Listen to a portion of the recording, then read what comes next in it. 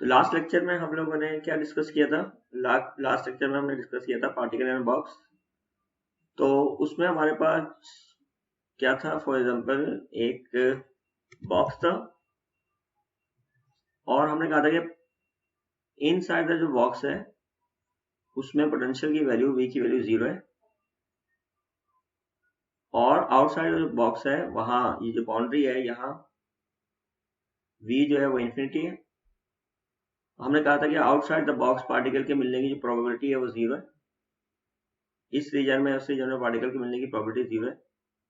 इस वाले पॉइंट को हम लोगों ने ओरिजिन पे माना हुआ था, ये हमारा ओरिजिन था। और हम राइट साइड पे जाते हैं तो हमारे पास यहाँ जो पार्टिकल सॉरी जो बॉक्स है उसकी विड्थ थी वो a थी, ये 0 से स्टार्ट हो रहा था। तो फिलहाल हम लोगों ने वन डायमेंशनल पोटेंशियल कंसीडर किया था।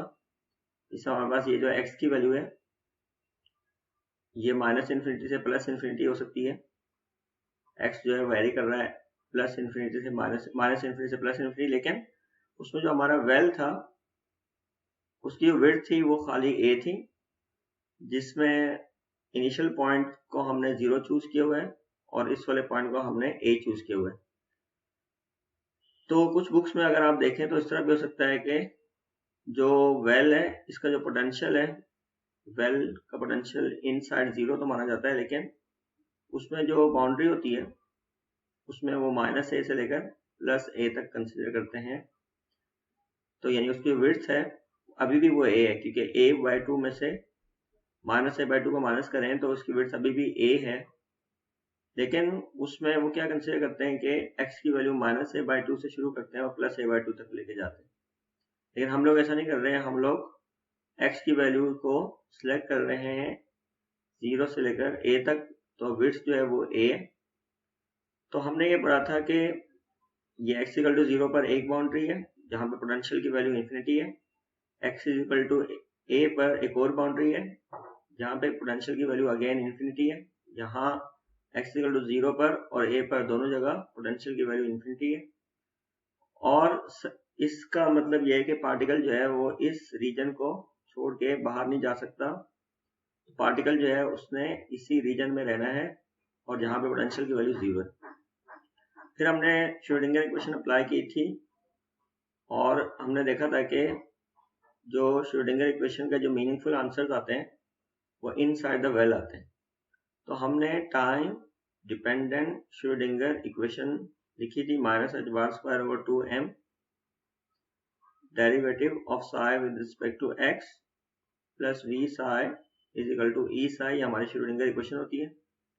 लेकिन इन साइड पोटेंशियल की वैल्यू 0 होती है, तो हमारे पास ये जो था d2x d साई का second derivative with respect to x, तो ये जो 2m था वहां जाके मल्टीप्लाई हो गया था e के साथ और h² वहां जाके डिवाइड हो गया था और यहाँ पे हमारा माइनस आ रहा था और यहाँ पे हमारे पास साई आया था। फिर हमने इस कांस्टेंट को कुछ बोला था और फिर हमारे पास एक डिफरेंशियल इक्वेशन बनी थी, उसको हम लोगों ने सॉल्व किया था। उसके ऊपर हम लोगों ने बाउंड्री कंडीशन अप्लाई की थी। बाउंड्री कंडीशन अप्लाई करने के बाद हमने नॉर्मलाइजेशन कंडीशन यूज की थी और नॉर्मलाइजेशन कंडीशन यूज करने के बाद हमारे पास जो सोल्यूशन आया था इस सिस्टम का, यानी कि इस सिस्टम का ये जो हमारे पास सिस्टम है वो आया था psi of x is equal to square root of 2/a sine n pi x over a। यहाँ जो a है वो इस वेल की विड्थ है, n का मतलब था कौन सा स्टेट, तो डिफरेंट स्टेट्स के लिए हमारे पास सोल्यूशन अलग अलग है। तो यहाँ पे हमारे पास छोटा सा आ रहा था n, अगर n इज इक्वल टू 1 रखेंगे तो ये अलग स्टेट है, n इज इक्वल टू 2 रखेंगे तो अलग स्टेट है, n इज इक्वल टू 3 रखेंगे तो अलग स्टेट है। सोल्यूशन कैसा आएगा इसकी वैल्यू डिपेंड करती है n के ऊपर। और n कहाँ से आया था? जब हम लोगों ने यहाँ पे बाउंड्री कंडीशन वगैरह अप्लाई की थी तो वहां पे हमने देखा था कि n कहाँ से स्टार्ट होता है, n स्टार्ट होता है 1 से। n की वैल्यू 0 यहाँ पर रखने का मीनिंगफुल आंसर नहीं आ रहा था, तो n is equal to 1 2 3 and so on, ये जो इसकी अपर लिमिट कोई नहीं है। तो ये हमारे पास डिफरेंट स्टेट्स थी, n इज इक्वल टू 1 पर एक स्टेट है, n इज इक्वल टू 2 पर एक स्टेट है, n इज इक्वल टू 3 पर एक स्टेट है। तो ये वाली जो चीज़ है ये आपने ध्यान में रखनी है क्योंकि ये हमने आगे बार बार यूज करनी है। फिर हमने इसके अंदर टाइम डिपेंडेंस ऐड की थी कंप्लीट सॉल्यूशन के लिए। तो टाइम इंडिपेंडेंट श्रोडिंगर इक्वेशन के लिए टाइम डिपेंडेंट श्रोडिंगर इक्वेशन, यहाँ पे मैंने क्या लिखा है टाइम डिपेंडेंट, ये मैंने थोड़ा गलत दिया है। ये हमारे पास थी टाइम इंडिपेंडेंट श्रोडिंगर इक्वेशन, तो ये उसका सॉल्यूशन था टाइम इंडिपेंडेंट श्रोडिंगर इक्वेशन। जब इसके अंदर टाइम डिपेंडेंस हम ऐड करते हैं, तो अगर आपको याद हो तो हमारे पास कैपिटल साई होता है और उसकी वैल्यू एक्स और टी पे डिपेंड करती है, और उसके लिए हमने कहा था कि साई एन के साथ ऐड कर लो एक टाइम वाला फैक्टर, और टाइम वाले फैक्टर का हमारे पास सॉल्यूशन था minus iota E T over H bar. और ई जो था अगेन जब हम लोगों ने यहाँ पे कंडीशन वगैरह अप्लाई की थी, ई की वैल्यू हमने मालूम की थी, तो वो ई डिपेंड करता था कौन से स्टेट में हम लोग हैं, तो ई जो है वो भी डिपेंड करता था एन के ऊपर। तो यहाँ पे हमारे पास ये साई एन की जगह अगर ये आप पुट करेंगे तो ये आपके पास डिफरेंट स्टेट्स मालूम हो जाती थी। तो ये साई एन एक्स टी है, ये एक स्टेट है जिसमें टाइम डिपेंडेंस भी आ रही है और स्पेशल डिपेंडेंस यानी स्पेस डिपेंडेंस भी आ रही है। ओके, तो हम लोगों ने ये देखा था श्रोडिंगर इक्वेशन की प्रॉपर्टीज में कि जो हमारा वेव फंक्शन है इसके अंदर टाइम डिपेंडेंस तो है, लेकिन जब हम प्रोबेबिलिटी डेंसिटी कैलकुलेट करते हैं,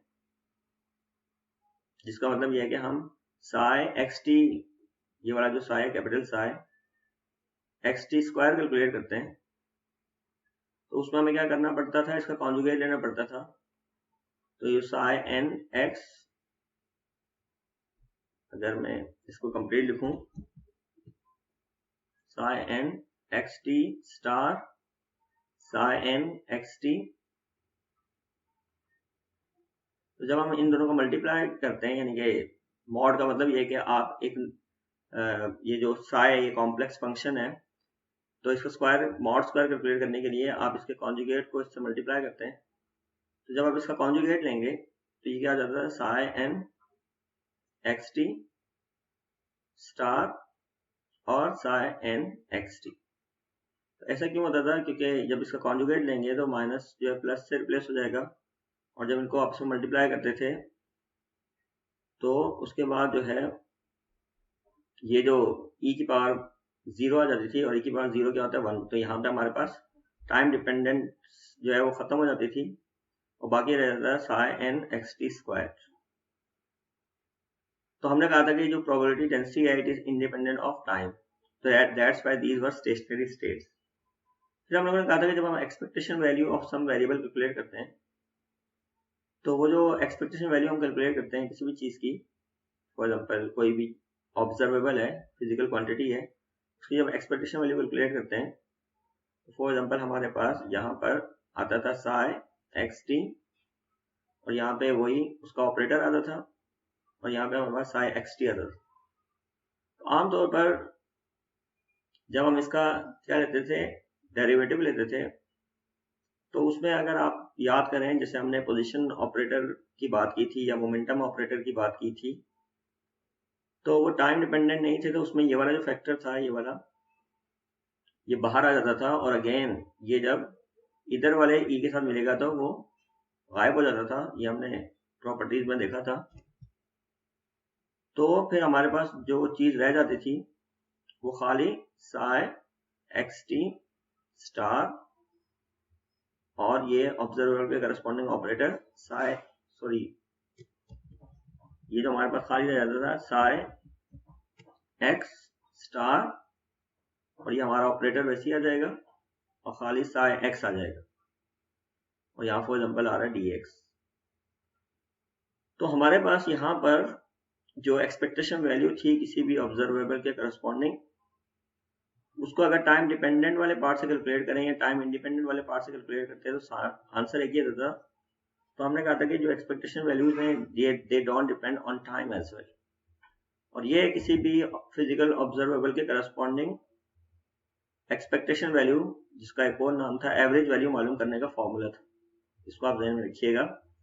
तो अगर हम पोजीशन की एक्सपेक्टेशन वैल्यू मालूम करना चाहते हैं तो उसके लिए हमारे पास यहाँ पे पोजीशन आ जाएगी यानी x,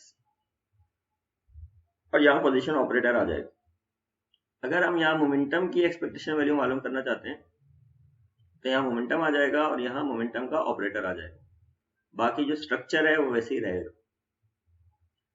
लेकिन हम एक चीज नोट करेंगे, और आपने भी देखा कि जो स्टेट है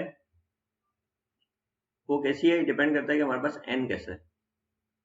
तो अगर मैं for example n is equal to 1 की बात करूं, यहाँ पे n इज इक्वल टू 1 की बात करूं, तो साई 1 x है वो आ जाएगा square root of 2 over a sine n की जगह 1 आ जाएगा, खाली रह जाएगा पाई x ओवर a। तो अगर हम याद करें तो हमने इसको प्लॉट किया था, तो हमारे पास जो इसका प्लॉट करने के लिए ज्यादा जो अच्छी चीज है कि आप इसके स्क्वायर को प्लॉट करें। तो साई 1 स्क्वायर अगर हम करेंगे तो इसी को इसकी कॉन्जुगेट से मल्टीप्लाई करना पड़ेगा, लेकिन क्योंकि इसमें कोई आयोटा नहीं आ रहा इसका कॉन्जुगेट भी वैसे ही आ जाएगा। तो आपके पास इसका जो कॉन्जुगेट आएगा वो भी यही आएगा। तो आपके पास जब वो दोनों मल्टीप्लाई होंगे खाली आ जाएगा 2 over a sine square pi x over a आ जाएगा, क्योंकि इसका कॉन्जुगेट भी यही है। और जब आप इसको प्लॉट करें inside the value, for example ये x इक्वल टू 0 है, x इक्वल टू a है, तो अगर आप प्लॉट करें इसका याद करें तो इस तरह से आता है। ये हमारे पास y एक्सिस पे साई स्क्वायर है और x एक्सिस पे x है, तो ये इसका प्लॉट आता था। तो ये ध्यान में रखिएगा कि ये इसका प्लॉट आता था। अब हम लोगों ने क्या करना है, आज हम लोग बुक का प्रॉब्लम 2.4 करेंगे। तो बुक का प्रॉब्लम 2.4 है कि calculate the expectation value of position x square p square, फिर हमें क्या करना है साई सिग्मा x मालूम करना है। अगर आप याद करें तो सिग्मा क्या होता था, अनसर्टेनिटी, और उस अनसर्टेनिटी मालूम करने के लिए हमारे पास एक फॉर्मूला था, मैं उसको बाद में एड्रेस करूंगा। और फिर अनसर्टेनिटी मोमेंटम भी मालूम करना है। सिग्मा क्या था, अनसर्टेनिटी, p का मतलब momentum for the nth stationery state. तो अगर आप याद करें तो ये हमारे पास जो स्टेट्स थी ये वाली, क्योंकि जब हम इनका साई मॉड स्क्वायर कैलकुलेट करते थे तो वो इंडिपेंडेंट ऑफ टाइम होता था। क्योंकि वो इंडिपेंडेंट ऑफ टाइम होता था इस वजह से हमारे पास ये स्टेशनरी स्टेट्स कराती थी। यहाँ पे अगेन मैंने एक मिस्टेक की है, यहाँ पे जब हम साई स्टार करते हैं x, उसके अंदर x डिपेंडेंस को अलग अलग करके लिखते हैं, तो उसमें जो टाइम डिपेंडेंस थी ये वाली आयोटा e की पावर आयोटा समथिंग, तो वो कैंसिल आउट हो जाती थी। तो खाली साई xt जो है Sai star xt into Sai xt ये इक्वल होता था साई xt खाली साई x मॉड स्क्वायर के, यानी कि इसमें जो टाइम डिपेंडेंस थी वो गायब हो जाती थी।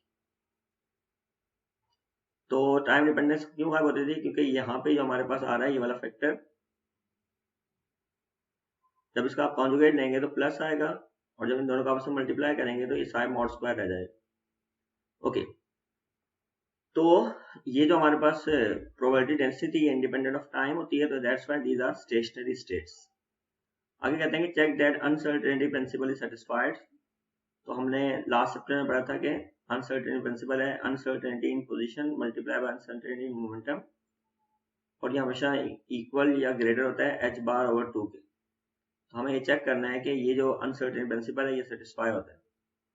फिर कहते हैं कि which state comes closest to the uncertainty limit. तो अनसर्टेनिटी लिमिट है h बार ओवर 2, हमने देखना है कौन सी स्टेट इस h बार ओवर 2 जो लिमिट है अनसर्टेनिटी लिमिट इसके सबसे करीब है।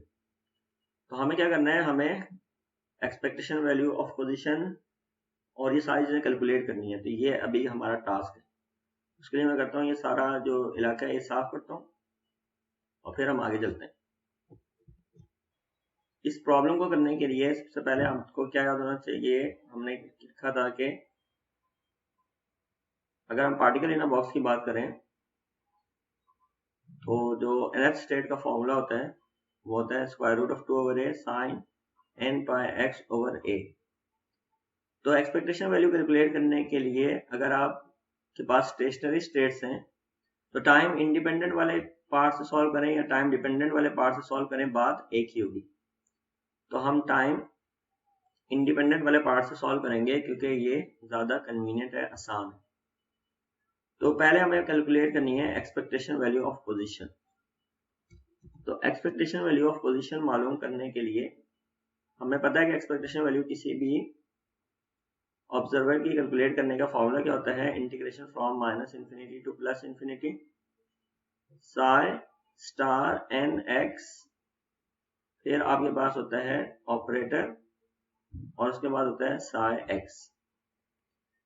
क्योंकि n रिप्रेजेंट करते हैं डिफरेंट स्टेट्स को, तो हर स्टेट के लिए जो एक्सपेक्टेशन वैल्यू आएगी वो अलग आएगी, तो हम लोग यहाँ पे छोटा सा n लिखेंगे।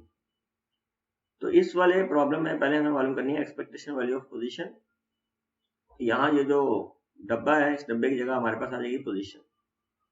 पोजीशन की एक्सपेक्टेशन वैल्यू मालूम करने के लिए हमारे पास इंटीग्रेशन आएगी limit from minus infinity to plus infinity psi N x यानी साई स्टार एन, फिर उसके बाद x, फिर उसके बाद साई n।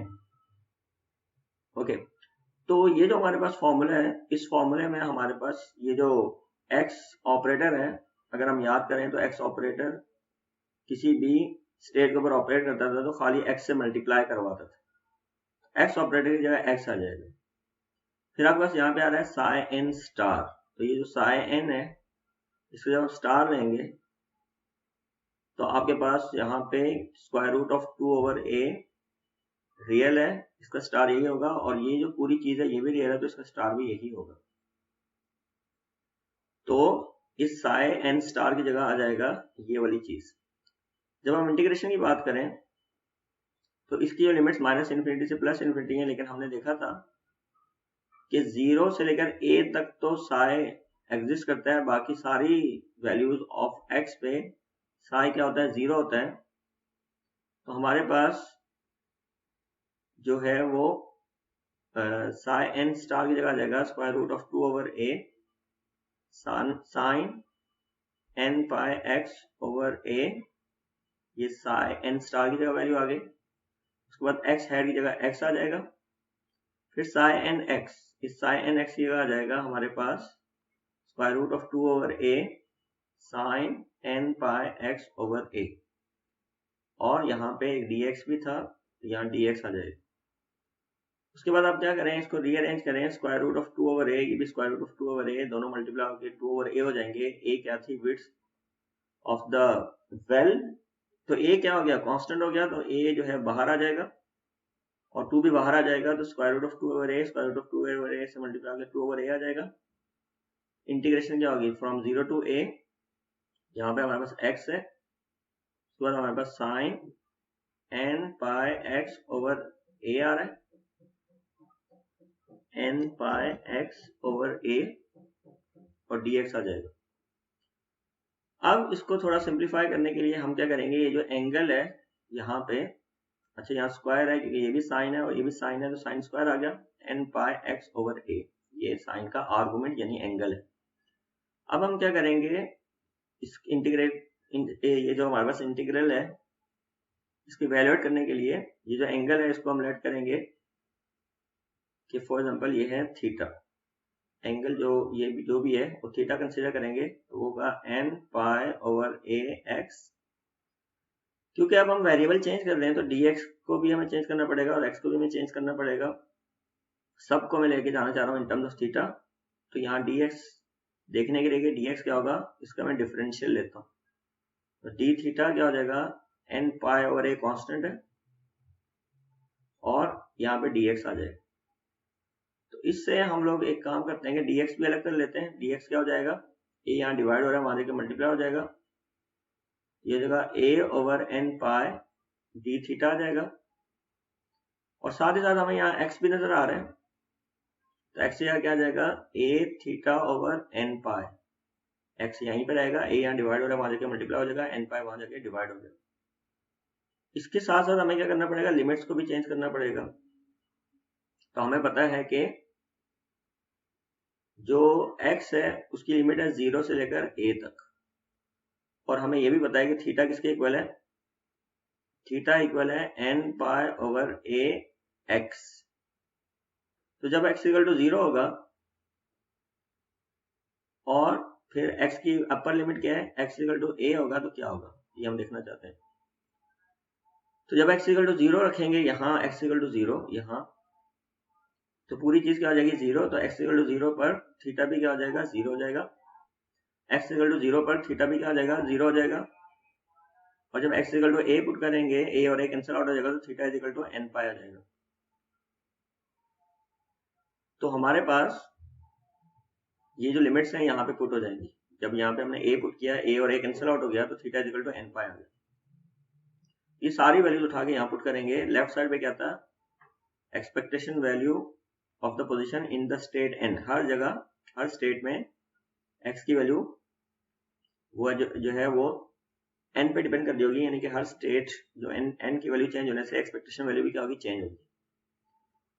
ओके, अब ये जो हमारे पास इक्वेशन है, इसको हम कैसे लिख सकते हैं? तो जब हम यहाँ वैल्यूज पुट करेंगे, तो ये आएगी expectation value of the position in the state n is equal to 2 over a, वैसे आ जाएगा, इंटीग्रेशन x। x यहाँ क्या आ जाएगा, क्योंकि हम इन टर्म्स ऑफ थीटा सब कुछ करना चाह रहे हैं, तो x क्या आ जाएगा, a थीटा ओवर n पाई। तो x आ जाएगा a थीटा ओवर n पाई। उसके बाद हमारे पास है साइन स्क्वायर, तो साइन स्क्वायर वैसे ही आ जाएगा, साइन स्क्वायर। उसके बाद आ रहा है angle n pi over a x, तो n पाई ओवर x की जगह थीटा आ जाएगा, तो इसकी जगह हमारे पास आ गया थीटा।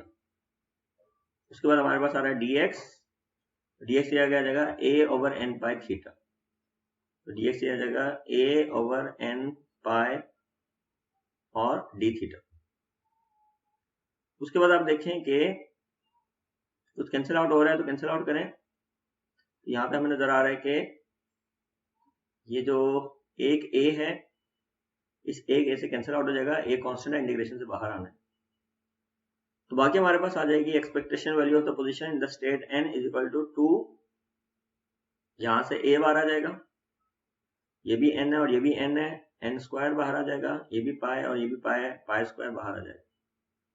अगली चीज हमने यहाँ पे जो मिस की है वो लिमिट्स हैं। तो जब x इक्वल टू 0 था तो थीटा भी 0 था, और जब x इक्वल टू a था, तो जब x इक्वल टू a तो थीटा की जगह n पाई आ जाएगा, तो ये n पाई आ गया, ये 0 आ गया और ये n पाई आ गया। उसके बाद हमारे पास क्या आ जाएगा, खाली रह जाएगा यहाँ पे थीटा, और यहाँ पे आ जाएगा साइन स्क्वायर थीटा, और a और n पाई बाहर आ चुका है, तो आ जाएगा d थीटा। अब ये जो हमारे पास ये वाली चीज है, ये जो इंटीग्रल है, इसके ऊपर हम बाय पार्ट्स लगाएंगे। तो वैसे तो मैंने यहाँ पे डायरेक्ट किया हुआ है, लेकिन मैं आपको एक दफा ये बाय पार्ट्स करके दिखाता हूँ, क्योंकि बाद में और भी क्वेश्चन आएंगे, यहाँ पे आपको ये अप्लाई करना पड़ेगा। तो मैं क्या करने लगा हूँ, मैं इस वाले पार्ट को, ये वाला जो पार्ट है, इसको मैं अलग से आपको सॉल्व करके दिखाता हूँ। 0 से n pi theta sine square theta d theta. तो इसके ऊपर मैं बाय पार्ट्स लगाऊंगा। तो इंटीग्रेशन बाय पार्ट्स क्या होता था, अगर आ जाता था u v dx, तो क्या होता था, फर्स्ट फंक्शन वैसे ही आता था, integration of second function minus integral sign derivative of first function multiply by integration of second function, और dx आता था इस वाले इंटीग्रल। तो पहले u वैसे ही आता था और सेकंड वाले फंक्शन का इंटीग्रल आता था। यहाँ पे u कौन है, थीटा, ये वैसे ही आ जाएगा, ये u है, और फिर v की जगह क्या आ जाएगा, v की जगह आ जाएगा साइन स्क्वायर और theta d theta minus integral sign, यहाँ जो लिमिट्स हैं वो 0 से लेकर n पाई है, इंटीग्रल साइन, और उसके बाद क्या आता था, derivative of first function. First function कौन है, थीटा, इसका डेरिवेटिव आ जाएगा, तो डेरिवेटिव ऑफ फर्स्ट फंक्शन, और इंटीग्रेशन किसके रिस्पेक्ट से हो रहा है, थीटा की रिस्पेक्ट से, तो यहाँ डेरिवेटिव भी थीटा की रिस्पेक्ट से आएगा, into integral of second function, और सेकंड फंक्शन कौन है, साइन स्क्वायर थीटा और डी थीटा आ जाएगा, और होल डी थीटा भी आ जाएगा, जो कि इस वाले इंटीग्रल का के लिए डी थीटा लिख रहे हैं। तो अब आप देखें कि ये साइन स्क्वायर थीटा कैसे सॉल्व होता है, खाली साइन स्क्वायर थीटा। तो हम क्योंकि दो दफा में साइन स्क्वायर थीटा नजर आ रहा है, तो मैं इसको अलग से करता हूँ, साइन स्क्वायर थीटा। तो यहाँ पे मैं रुक गया हूँ, ये कोई इक्वेशन है, और यहाँ पे हम रुके थे, ये हमारे पास कोई इक्वेशन है, ठीक है। तो अब ये खाली जो साइन स्क्वायर थीटा है, इसको कैसे इवेल्युएट करेंगे, साइन स्क्वायर थीटा। आपको अगर याद हो तो साइन स्क्वायर थीटा हम ब्रेक करते थे ट्रिग्नोमेट्रिक, या इसकी जगह लिखते थे trigonometric identity 1 minus cos 2 theta divide by 2, ये साइन स्क्वायर थीटा की जगह आता था, और यहाँ पे आ जाएगा डी थीटा। अब आप क्या करेंगे, जो हाफ है ये बाहर आ जाएगा, और ये जो डी थीटा है 1 के साथ आ जाएगा, तो ये 1 डी थीटा आ जाएगा, माइनस ये जो हाफ है ये दोबारा से आ जाएगा, हाफ दोबारा से आ जाएगा, और इंटीग्रल आ जाएगा, ये इंटीग्रल अब अगली टर्म के ऊपर भी आ जाएगा cos 2 थीटा डी थीटा। अब डी थीटा का इंटीग्रेशन क्या होता है, थीटा, ये थीटा आ गया, माइनस हाफ cos 2 थीटा का इंटीग्रल क्या होता है, साइन 2 थीटा डिवाइड बाय 2। तो इस चीज की जगह, यानी कि integral of sine square theta की जगह ये कुछ आ जाएगा। यहाँ पे मैंने कॉन्स्टेंट इसलिए नहीं लगाया कि जब हम यहाँ पे चीजें पुट करेंगे तो ये डेफिनेट इंटीग्रल। ओके, तो अब हम इस वाली एक्सप्रेशन को लिखते हैं कि ये वाली जो एक्सप्रेशन है ये क्या हो जाएगी, ये है integral of theta sine square theta d theta is equal to theta, ये रहा थीटा, और जब हमने sine square theta d theta इसको इवेल्युएट किया तो हमारे पास क्या आ गया, half theta minus sine theta over sine 2 theta over 4, ये आ गया 2 2 4। ठीक है, इस इंटीग्रल के आ गया माइनस, ये क्या integral from 0 to n pi, theta का डेरिवेटिव रिस्पेक्ट टू थीटा 1 होता है, 1 लिखने की जरूरत नहीं है, और इस इंटीग्रल की जगह दोबारा से यही गंदबला आ जाएगा, half theta minus 1/4 sine 2 theta, और ये चीज आ गई साइन स्क्वायर थीटा, और ओवरऑल एक डे थीटा बाहर बैठा हुआ। और अब क्या करेंगे, यहाँ पर लिमिट्स नहीं लगाई मैंने, यहाँ पे हम लिमिट भी लगाएंगे। यहाँ जो लिमिट आएगी इस पूरी चीज के ऊपर आएगी 0 से लेकर n पर। ठीक है, थोड़ा पहले सिंप्लीफाई करते हैं फिर लिमिट अप्लाई करेंगे। ये theta into theta, theta square हो जाएगा, तो यह जाएगा half theta square, half theta square minus ये थीटा इससे मल्टीप्लाई होगा theta sine 2 theta divide by 4, upper limit n पाए लोअर लिमिट 0, माइनस अब क्या होगा, अब ये होगा कि ये जो इंटीग्रल है उसके ऊपर भी आ जाएगा, इसके ऊपर भी आ जाएगा, तो ये काम मैं थोड़ा डायरेक्ट करता हूँ। तो 1/2 ये रहा, थीटा ये रहा, थीटा का इंटीग्रल लेंगे तो क्या आ जाएगा, theta square over 2, upper limit क्या है n पाई और लोअर लिमिट क्या है 0, minus minus plus, minus minus plus, और यह क्या 1/4 इंटीग्रल इसके ऊपर लेंगे 0 से लेकर n पाई, और साइन 2 थीटा का इंटीग्रल क्या होता है, साइन 2 थीटा का इंटीग्रल होता है cos 2 थीटा, बल्कि माइनस cos 2 थीटा, या माइनस भी आ जाएगा। तो साइन का जो इंटीग्रल होता है वो माइनस cos थीटा होता है, और डिवाइड बाय क्या आ जाएगा 2 आ जाएगा, अपर लिमिट क्या है n पाई और लोअर लिमिट क्या है 0। ओके, अब हम क्या करेंगे, ये लिमिट अप्लाई करेंगे,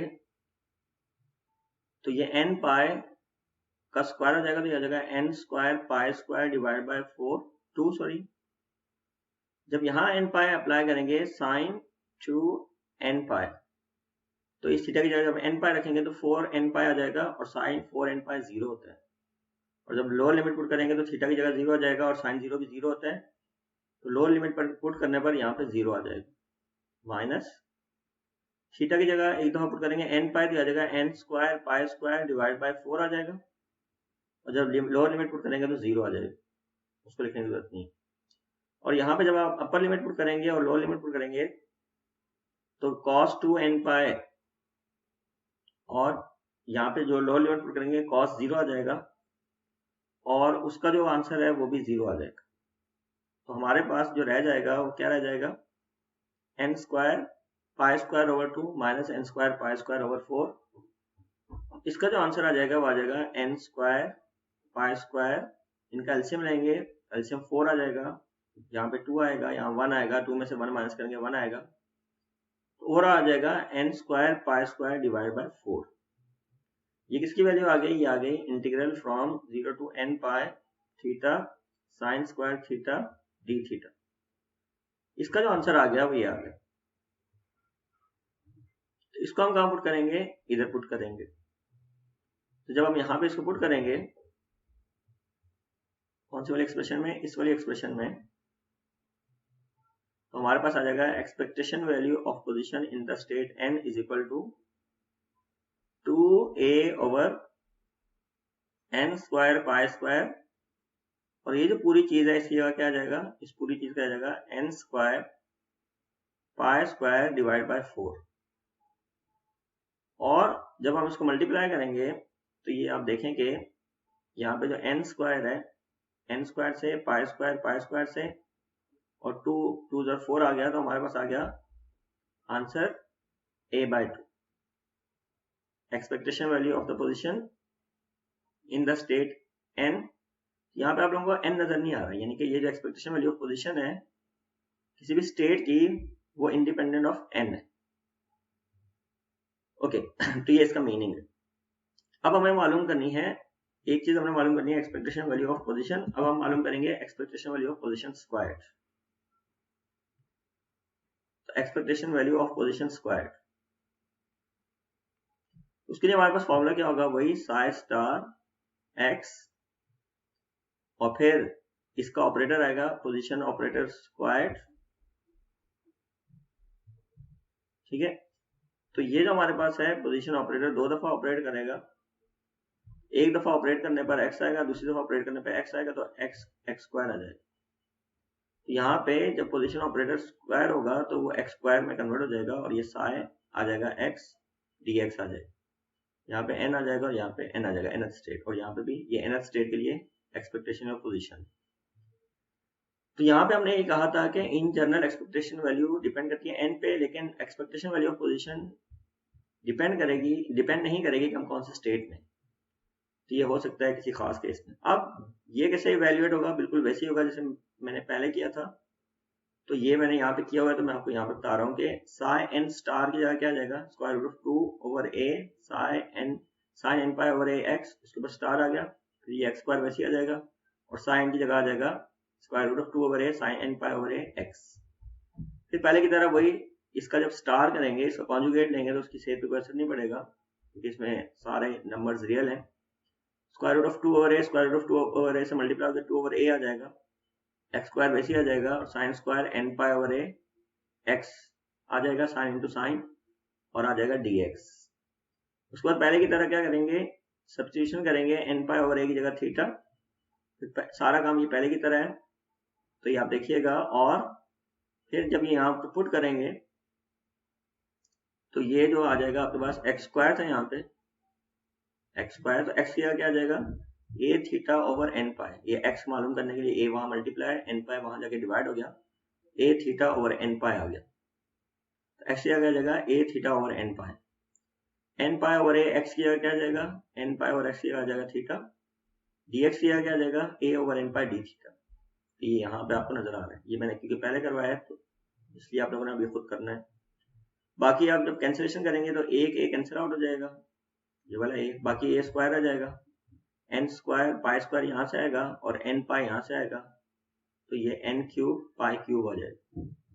और यहाँ पे सिर्फ रह जाएगा थीटा स्क्वायर, और ये साइन स्क्वायर थीटा, और ये डी थीटा। थीटा क्या है? वेरिएबल है, इसकी लिमिट कहाँ से कहाँ तक है? 0 से n पाई तक।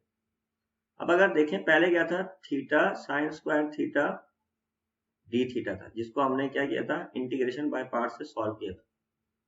लेकिन अब यहाँ थीटा स्क्वायर है, जब यहाँ थीटा स्क्वायर है तो इसको इवेल्युएट करने के लिए आप लोगों को 2 दफा इंटीग्रेशन बाय पार्ट्स लगाना पड़ेगा। अब ये आपका होमवर्क है, आपने ये 2 दफा इंटीग्रेशन बाय पार्ट्स लगाना है यहाँ पे। तो वहां जब एक दफा इंटीग्रेशन बाय पार्ट्स लगाया था तो आपने देखा था कि वहां पे हमारे पास एक दफा इंटीग्रेशन बाय पार्ट लगाने पे आंसर आता है n square pi square over 4। n square pi square over 4 ये हमारे पास आंसर आता है। जब 2 दफा इंटीग्रेशन बाय पार्ट्स लगाएंगे, ये आपका होमवर्क है, तो आप देखेंगे कि आंसर जो आएगा वो n cube pi cube divide by 6 minus n pi over 4 आ जाएगा। तो ये जो चीज है ये इस इंटीग्रल की वैल्यू है। फिर आप क्या करेंगे? ये जो ए स्क्वायर है इसको यहीं पे रहने देंगे और 2 अंदर जाके मल्टीप्लाई करा देंगे और एन क्यूब पाई क्यूब भी अंदर जाके मल्टीप्लाई करा देंगे। ए स्क्वायर यहीं रहने दें, ये जो ए स्क्वायर है over n cube pi cube ये जाके मल्टीप्लाई कराएंगे किससे, n cube pi cube divide by 6 से, और यहाँ दोबारा से 2 over n cube pi cube multiply कराएंगे अगली वाली टर्म से एन पाई ओवर 4 से। तो जब ये आप देखेंगे तो n cube pi cube cancel out हो जाएगा, यहाँ पे 2 है 2 मल्टीप्लाई करवाएंगे तो 2 3 6 आ जाएगा, और यहाँ पे एक एन कैंसिल आउट हो जाएगा, एक पाई कैंसिल आउट हो जाएगा, तो आपके पास यहाँ पे रह जाएगा ए स्क्वायर, यहाँ पे सिर्फ 3 के अलावा 3 बाकी रह गया था, और यहाँ पे ऊपर रह गया ये 2 कैंसिल हो गया, 2 2 से 4 हो गया, तो यहाँ पे ऊपर से एक एन कैंसिल आउट हो गया, तो 2 एन स्क्वायर पाई स्क्वायर है। और अब आप नोट करें कि ये है expectation value of position in the state, position squared in the state n. और अब आप नोट करें कि ये जो एक्सपेक्टेशन वैल्यू स्क्वायर है ये डिपेंड करती है एन के ऊपर, यहाँ एन आ रहा है, n is equal to 1, state पे एक्सपेक्टेशन वैल्यू पोजीशन स्क्वायर की वैल्यू अलग आएगी, एन इज इक्वल टू 2 पे अलग आएगी, एन इज इक्वल टू 3 पे अलग आएगी। ओके, अब हम मालूम करना चाहते हैं अनसर्टेनिटी।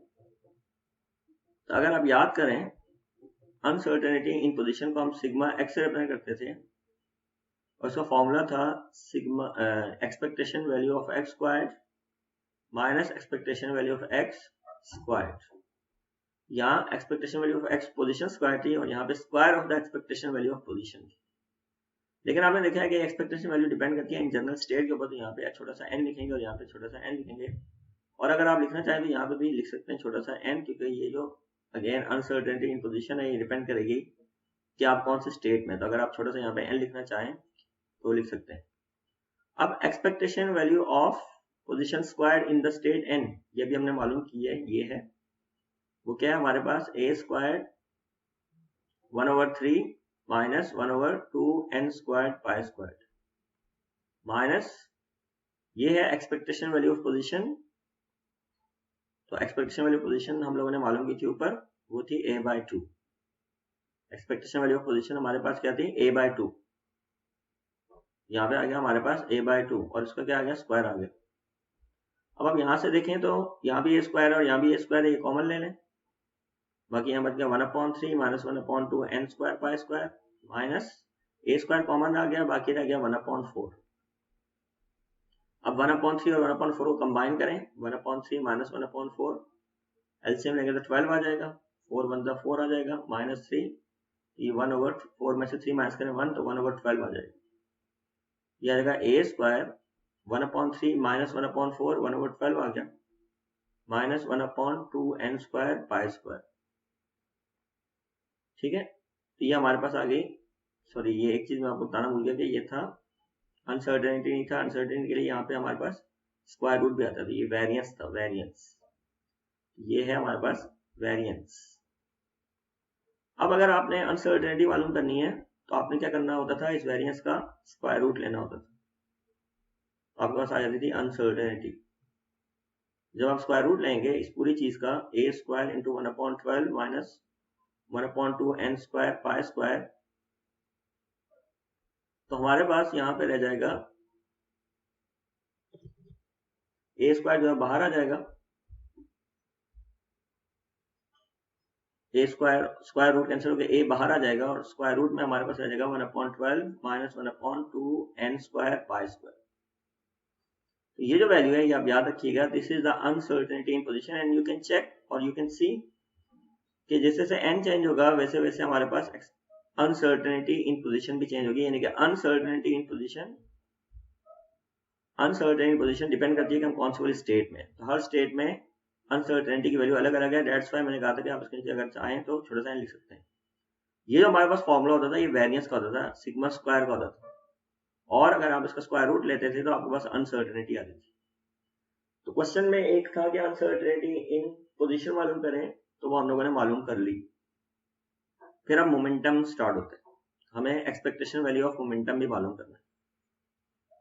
तो एक्सपेक्टेशन वैल्यू ऑफ मोमेंटम मालूम करने के लिए, क्योंकि हम वन डायमेंशन में, तो इसके नीचे छोटा सा एक्स लिख रहे हैं, ये इंडिकेट करने के लिए कि हम वन डायमेंशन में, फॉर्मूला वही होता था कि जिस चीज की एक्सपेक्टेशन वैल्यू मालूम करनी होती है उसका करस्पॉन्डिंग ऑपरेटर आप साई स्टार और साई के बीच में सैंडविच कर देते हैं। तो अगर यहाँ पे हमें मोमेंटम की एक्सपेक्टेशन वैल्यू मालूम करनी है, तो अब मोमेंटम के एक्सपेक्टेशन वैल्यू को मालूम करने के लिए मोमेंटम ऑपरेटर को साई और साई स्टार के बीच में सैंडविच कर देंगे। जब आप इन दोनों के बीच में सैंडविच करेंगे तो हमारे पास क्या आ जाएगा, integration from minus infinity to plus infinity. इसलिए क्या आ जाएगा, square root of 2 over a sine n pi x over a पहले की तरह, और p ऑपरेटर, मोमेंटम ऑपरेटर क्या है याद है आप लोगों को, मोमेंटम ऑपरेटर हम लोगों ने पढ़ा था, वो था minus iota h bar partial derivative with respect to x।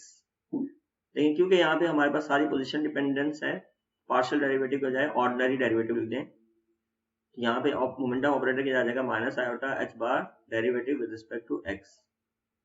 और ये किसके ऊपर ऑपरेट होगा, साई के ऊपर। साई हमारे पास क्या है, square root of 2 over a sine n pi x over a, और क्योंकि ये इंटीग्रल है तो dx भी आ जाएगा।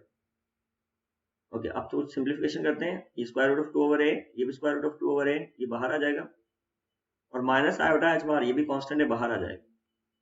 तो बाहर क्या आएगा, एक आएगा 2 square root of 2 into square root of 2 iota, फिर उसके बाद है हमारे पास a h बार और डिवाइड बाय a। तो ये सारी चीजें कांस्टेंट इंटीग्रेशन से बाहर आ गई, और हमारा इंटीग्रेशन जो है वो माइनस इन्फिनिटी से प्लस इन्फिनिटी के बजाय 0 से a तक होगा, जहां पे साई की वैल्यू नॉन जीरो है। यहाँ पे भी आप 0 और a लिख सकते हैं, और यहाँ पे आ जाएगा sine n pi x over a, यहाँ पे आ जाएगा derivative with respect to x of sine. तो आपको पता है कि जब डेरिवेटिव लेते हैं साइन ऑफ सम एंगल का, साइन का डेरिवेटिव क्या होता है, cos of that angle multiply by angle का दोबारा से डेरिवेटिव आ जाता है, एंगल का दोबारा से डेरिवेटिव आ जाता है। यहाँ पे जब डेरिवेटिव लेंगे इस साइन का, तो बता आ जाएगा कॉस, एंगल वही आ जाएगा n pi x over a, और इस एंगल का दोबारा से डेरिवेटिव लेंगे विद रिस्पेक्ट टू x। जब इस एंगल का दोबारा से डेरिवेटिव लेंगे with respect to x, n pi over a constant है, डेरिवेटिव से बाहर आ जाएगा, और x का डेरिवेटिव क्या आ जाएगा 1, खाली रह जाएगा हमारे पास dx, यहाँ पे dx रह गया, और n पाई ओवर a यहाँ पे रह गया। ओके, तो अब मजीद इसको सिंप्लीफाई करें तो हमारे पास यहाँ पे जो एंगल है पहले की तरह, आप उसको लेट करें थीटा। जब आप एंगल को थीटा लेट करेंगे n pi over a x, again वही dx, सॉरी d थीटा क्या हो जाएगा,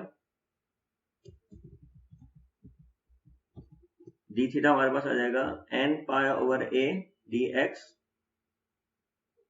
और ये लिमिट्स वगैरह यहाँ पे सब्स्टिट्यूट करें पहले की तरह, तो जो एक्सपेक्टेशन वैल्यू ऑफ मोमेंटम आगे इन the nth state, expectation value of momentum in the nth state क्या आ जाएगी, minus 2 iota h bar over a। इसके साथ तो नहीं छेड़े, लिमिट्स पहले की तरह आप यहाँ पे मैंने लिखा भी है, जो आपके पास लिमिट्स होंगी वो थीटा की होंगी 0 से n पाई, और यह आ जाएगा साइन थीटा, और यह आ जाएगा cos theta, n pi over a तो अभी नहीं छेड़े, और dx क्या आ जाएगा पहले की तरह, dx मालूम करने के लिए ये a वहां जाके मल्टीप्लाई हो गया, n पाई वहां जाके डिवाइड हो गया, और यहाँ पे d थीटा आ जाएगा। इसका फायदा क्या होगा कि n पाई और n पाई कैंसिल आउट हो गया, a और a कैंसिल आउट हो गया, तो हमारे पास क्या रह गया, हमारे पास रह गया minus 2 iota h bar over a integral from 0 to n pi sine theta cos theta d theta. अब ये बहुत आसान सा इंटीग्रल है, आपको पता है कि अगर साइन x हो कॉस x हो तो साइन का डेरिवेटिव क्या होता है, कॉस। तो आपने क्या पढ़ा था इंटीग्रल में, अगर fx है उसकी पावर n है और उसका बाहर डेरिवेटिव मौजूद है, तो फॉर्मूला क्या होता था, जो भी फंक्शन होता था उसकी whole power n+1 divide by n+1। For example अगर xn आ जाए, xn का इंटीग्रेशन क्या होता था, xn+1 over n+1 plus constant भी होता था जिसमें मैं इंटरेस्टेड नहीं हूँ। तो xn का डेरिवेटिव इंटीग्रेशन के लिए x का डेरिवेटिव क्या होता है 1, वो जो अंडरस्टूड के बाहर मौजूद है। साइन का डेरिवेटिव क्योंकि बाहर मौजूद है, यहाँ पे हमारे पास आ जाएगा माइनस 2 आयोटा एच बार ओवर ए, साइन का डेरिवेटिव क्या होता है कॉस, तो इसका मतलब है क्योंकि इस फंक्शन का बाहर डेरिवेटिव मौजूद है तो आप लिखेंगे sign square theta divide by 2 upper limit n pi lower limit 0। जब आप अपर लिमिट पुट करेंगे तो 0 आ जाएगा, लोअर लिमिट भी पुट करेंगे तो 0 आ जाएगा। Expectation value of momentum in the state n is equal to 0। ये आगे हमारे पास expectation value of the momentum. Okay, अब हम कैलकुलेट करेंगे expectation value of the momentum square. ये भी हमारे पास प्रॉब्लम में था, expectation value of momentum square calculate करें। अब क्योंकि ये मैंने ऊपर आपको एक्सपेक्टेशन वैल्यू ऑफ मोमेंटम करवा दिया तो expectation value of momentum square मैं यहाँ पे एक्सप्लेन कर देता हूँ। तो अगर पी एक्स स्क्वायर कैलकुलेट करना है तो पी एक्स का स्क्वायर आ जाएगा। स्क्वायर का मतलब ये है कि मोमेंटम ऑपरेटर स्क्वायर आएगा। मोमेंटम ऑपरेटर क्या होता है, minus iota h bar derivative with respect to x square, partial derivative बजाय सिंगल ऑर्डिनरी डेरिवेटिव इसलिए आएगा, आगे जो फंक्शन है वो फंक्शन ऑफ पोजीशन ही है सिर्फ। तो आप इसको लिख सकते हैं माइनस का स्क्वायर प्लस होता है, फिर रह जाएगा आयोटा स्क्वायर, फिर आ जाएगा एच बार स्क्वायर, फिर ये 2 दफा डेरिवेटिव, यानी डेरिवेटिव स्क्वायर का मतलब क्या है कि 2 दफा डेरिवेटिव ऑपरेट होगा। ओके, तो अब आयोटा स्क्वायर क्या होता है -1, वो जो -1 है वो आपको यहाँ पे नजर आ रहा है, एच बार स्क्वायर आपको यहाँ पे नजर आ रहा है, और ये जो साइन एन स्टार है वो आपको यहाँ नजर आ रहा है, और 2 दफा डेरिवेटिव यहाँ नजर आ रहा है, और साइन की जगह ये आ गया। फिर आप जब एक दफा डेरिवेटिव लेंगे, यानी कि ये वाला डेरिवेटिव पहले ऑपरेट करेंगे, 2 over A, square root of 2 over A, ये दोनों मिलकर बाहर आ गए, ये रहा 2 और ये रहा ए, खाली एच बार स्क्वायर था तो ये 2 ओवर ए आ गया। साइन ये रहा एन पाई ओवर ए, एक दफा जब डेरिवेटिव लेंगे साइन का डेरिवेटिव कॉस आ जाएगा पहली तरह, और एंगल का दोबारा से डेरिवेटिव आ जाएगा पहले की तरह। लेकिन अब एक और दफा फिर डेरिवेटिव है तो कॉस का डेरिवेटिव क्या होता है माइनस साइन, एंगल वैसे ही आ जाएगा, और फिर एंगल का जब दोबारा से डेरिवेटिव आएगा एन पाई ओवर ए, एक दफा फिर यहाँ से आएगा, लेकिन पहले से एन पाई ओवर ए बैठा हुआ है तो एन पाई ओवर ए स्क्वायर्ड आ जाएगा। ओके, ये जो एन पाई ओवर ए स्क्वायर्ड है बाहर आ जाएगा, ये जो कांस्टेंट है ये बड़ा सा हो जाएगा, और sine into sine, sine square आ जाएगा, ये वाला माइनस और ये वाला माइनस मिलकर प्लस हो जाएगा। और ये आसान इंटीग्रल है, ये हमने पहले भी किया था, साइन स्क्वायर है ये, और ये एंगल है, थीटा पुट करेंगे वगैरह वगैरह, पहले की तरह सारा काम करेंगे। साइन स्क्वायर थीटा है, ये हमने पहले किया है। साइन स्क्वायर थीटा को कैलकुलेट करने के लिए 1 minus cos 2 theta divide by 2 use करें, मैंने किया था पहले। तो इसकी जगह आप देखेंगे ये आ जाएगा एन पाई ओवर 2, और जब इसको मल्टीप्लाई करेंगे तो हमारे पास ये चीज आ जाएगी। तो ये आ गई expectation value of momentum square, n square pi square h bar square divide by 2a square. ठीक है, तो हमारे पास आ गई expectation value of momentum square. अब हमने एक्सपेक्टेशन वैल्यू ऑफ मोमेंटम और expectation value of momentum squared in the nth state मालूम कर लिए। तब हम वेरिएंस मालूम करते हैं। तो वेरिएंस को हम रिप्रेजेंट करते हैं सिग्मा से, सिग्मा स्क्वायर से रादर, और हम मोमेंटम की वेरिएंस मालूम करने हैं तो इसके नीचे छोटा सा p लिख देते हैं। और उसका फॉर्मूला क्या होता था, वेरिएंस का फॉर्मूला होता था, अगर हम पोजीशन की बात करते थे तो expectation value of position squared minus expectation value square of the expectation value, ये हमारे पास वेरिएंस का फॉर्मूला होता था। लेकिन ये पोजीशन की के लिए वेरिएंस था। अब हम मोमेंटम की वेरिएंस अगर मालूम करना चाहते हैं तो पोजीशन के बजाय मोमेंटम आ जाएगा। ठीक है, आ जाएगा मोमेंटम स्क्वायर, और क्योंकि हम 1 डायमेंशन में तो x आ जाएगा, और square of the expectation value of momentum. तो ये क्या है, expectation value of momentum square, और ये क्या है, square of the expectation value. और हमने देखा था कि ये वैल्यूज जो है वो n पे डिपेंड करती है। तो अब आप ये वैल्यू पुट करें, ये वाली वैल्यू ये रही, n squared pi squared h bar square divide bye a square minus expectation value of momentum. यहाँ पे अगर आप याद करें हमने ये कैलकुलेट की थी और ये आई थी 0, तो यहाँ पे हम लोग पुट करेंगे 0, और इसके ऊपर क्या आ रहा है स्क्वायर, 0 का स्क्वायर 0 ही होता है। और एक्सपेक्टेशन वैल्यू सॉरी, ये वैल्यूज पुट करने के बजाय वेरिएंस के बाद अब हम इसका स्क्वायर रूट लेंगे ताकि हमारे पास आ जाए uncertainty in momentum, n square pi square h bar square divide bye a square. तो खाली आ जाएगा n pi h bar divide by a, ये आ गई अनसर्टेनिटी इन मोमेंटम। तो ये जो अनसर्टेनिटी इन मोमेंटम है, जिसको हम स्टैंडर्ड डेविएशन इन मोमेंटम कह लें तो ज्यादा अच्छा है, इसकी वैल्यू पे डिपेंड करती है n के ऊपर, इसकी वैल्यू भी डिपेंड करती है n के ऊपर। तो इन जनरल ये जो स्टैंडर्ड डेविएशन यानी अनसर्टेनिटीज हैं, they also depend on n। Okay, तो क्वेश्चन जो था वो बहुत ऊपर है, चलो मैं ऊपर चलता हूँ। तो क्वेश्चन में ये कहा था हमने एक्सपेक्टेशन वैल्यू ऑफ पोजीशन मालूम करें, मुबारक हो गई। Position square, expectation value of position square मालूम करें, एक्सपेक्टेशन वैल्यू मोमेंटम मालूम करें, एक्सपेक्टेशन वैल्यू मोमेंटम स्क्वायर मालूम करें, अनसर्टेनिटी इन पोजीशन यानी स्टैंडर्ड एविएशन इन पोजीशन मालूम करें, स्टैंडर्ड एविएशन इन मोमेंटम मालूम करें। ये सारी वैल्यूज मालूम करने के बाद फिर उसके बाद फरमाइश थी फॉर द, अच्छा ये किसके लिए मालूम करें, for the infinite square well. तो याद है हम लोगों ने ये स्टेट यूज किया, तो ये इनफिनिट स्क्वायर वेल। इसके बाद है, अब क्या कह रहे थे, उसके बाद check that uncertainty principle is satisfied, और उसके बाद हमें क्या मालूम करना है, which state comes closest to the uncertainty limit. अब पहले हम अनसर्टेनिटी प्रिंसिपल देखते हैं। तो अनसर्टेनिटी प्रिंसिपल क्या होता है, अनसर्टेनिटी प्रिंसिपल होता है हमारे पास कि अनसर्टेनिटी इन पोजीशन और अनसर्टेनिटी इन मोमेंटम को मल्टीप्लाई करो।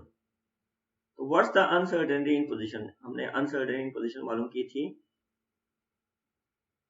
यहां मालूम की थी, ये थी हमारे पास uncertainty in position a into 1/√√ of this thing.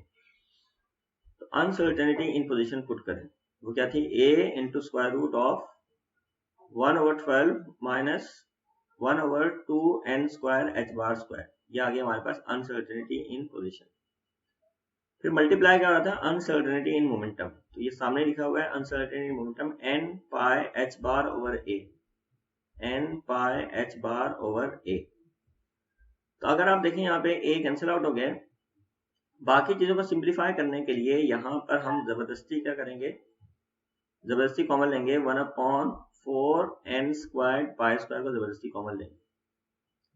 जब हम 1/4 को यहाँ से कॉमन ले रहे हैं तो यहाँ रह गया डिनोमिनेटर में 3, लेकिन यहीं से हमने n स्क्वायर पाई स्क्वायर को भी जबरदस्ती कॉमन लिया और n स्क्वायर पाई स्क्वायर है ही नहीं, n square pi h bar sorry n square pi square जो है वो है ही नहीं, पाई स्क्वायर। तो यहाँ पे हमारे पास न्यूमरेटर में n स्क्वायर पाई स्क्वायर आ जाएगा, माइनस यहाँ पे हमने जबरदस्ती 4 कॉमन लिया है, लेकिन यहाँ पे डिनोमिनेटर में 4 कॉमन लिया है, यहाँ 2 है तो इसका मतलब है एक 2 ऊपर आ जाएगा, और n square pi square common लिया है, यहाँ कुछ भी नहीं बचेगा तो खाली 2 रह जाएगा। इस कॉमन लेने का फायदा क्या होगा, अभी आपको समझ में आ जाएगा। मल्टीप्लाई बाय क्या हो रहा है, n पाई h बार, ये जो n स्क्वायर है जब बाहर आएगा तो n रह जाएगा, इस n से कैंसिल आउट हो जाएगा, और यही केस पाई के साथ भी होगा। तो बाकी क्या रह जाएगा, बाकी हमारे पास रह जाएगा h बार ओवर 2। तो ये जो काम किया हम लोगों ने इसलिए किया कि हमारे पास खाली h बार ओवर 2 अलग रह जाए। ये हमने काम इसलिए किया कि h बार ओवर 2 अलग हो जाए। बाकी जो स्क्वायर रूट के अंदर रह गया वो क्या रह गया, n square pi square divide bye 3 minus 2। आपको ये पता है कि n की मिनिमम वैल्यू क्या होती है, 1, ठीक है, तो n की मिनिमम वैल्यू 1 होती है। अब आपके पास मिनिमम वैल्यू उसकी 1 है, इससे कम तो हो नहीं सकता, तो पाई क्या होता है 3.142। जब 3 पाई का स्क्वायर करेंगे तो इसका आंसर जो आएगा वो 9.87 आ जाएगा पाई स्क्वायर, और जब इसको 3 से डिवाइड करेंगे पाई स्क्वायर क्या नहीं, तो ये इसका जो आंसर आएगा 3.29 आएगा इसका मिनिमम वैल्यू। और ये जो पहली, इसका मतलब ये है कि पहली वाली वैल्यू हमेशा 2 से क्या होगी, ग्रेटर होगी। अगर पहली वाली वैल्यू हमेशा 2 से ग्रेटर होगी तो ये जो नंबर होगा ये हमेशा क्या होगा, 1 से ग्रेटर आएगा।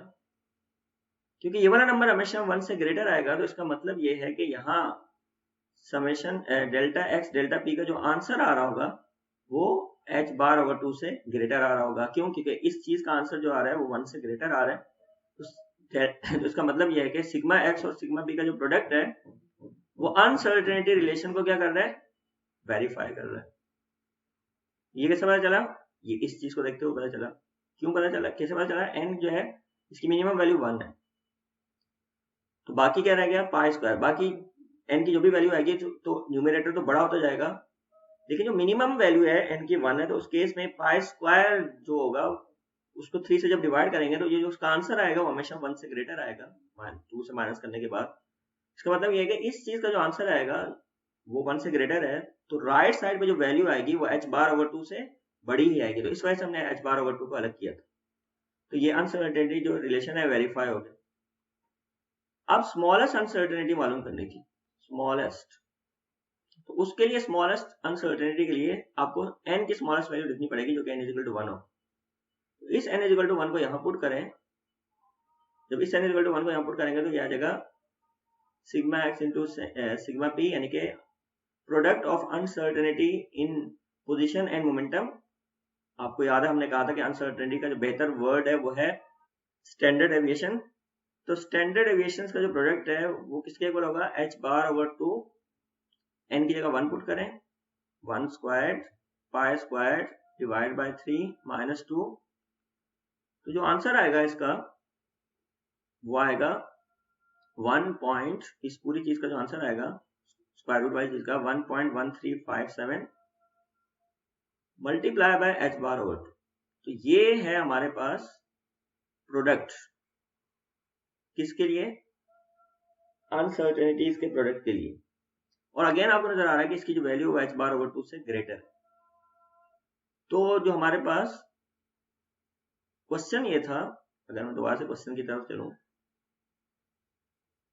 तो क्वेश्चन ये था कि which state comes closest to the uncertainty limit. तो अनसर्टेनिटी लिमिट कितनी है, h बार ओवर 2, और कौन सी स्टेट इसके सबसे क्लोजेस्ट होगी, वो है n equal to 1 state. n equal to 1 state जो है वो क्लोजेस्ट स्टेट होगी इससे। तो जो हम लोगों ने यहाँ कैलकुलेट की है, इसमें अगर आप n की जगह कुछ और वैल्यू डाल के देखें, जो यहाँ पे जो आंसर आएगा वो और बड़ा आएगा, और बड़ा आएगा, बड़ी बड़ी जो n इक्वल टू 1 से बड़ी स्टेट्स होंगी। और n इक्वल टू 1 पे जो आंसर आ रहा है ये अनसर्टेनिटी लिमिट जो h बार ओवर 2 है इसके क्लोजेस्ट है। तो इस क्वेश्चन में या इस प्रॉब्लम में जो लोएस्ट स्टेट है उसके लिए भी जो लोएस्ट लिमिट है h बार ओवर 2 नहीं आ रही, उससे आंसर इससे बड़ा ही आ रहा है। तो किसी भी स्टेट के लिए जब आप ये प्रोडक्ट कैलकुलेट करेंगे मिनिमम जो आंसर आएगा वो h बार ओवर 2 के इक्वल आएगा, लेकिन यूजली जो आंसर आएगा वो h बार ओवर 2 से ग्रेटर ही आएगा। इनका जो प्रोडक्ट है वो h बार ओवर 2 से ग्रेटर ही आएगा।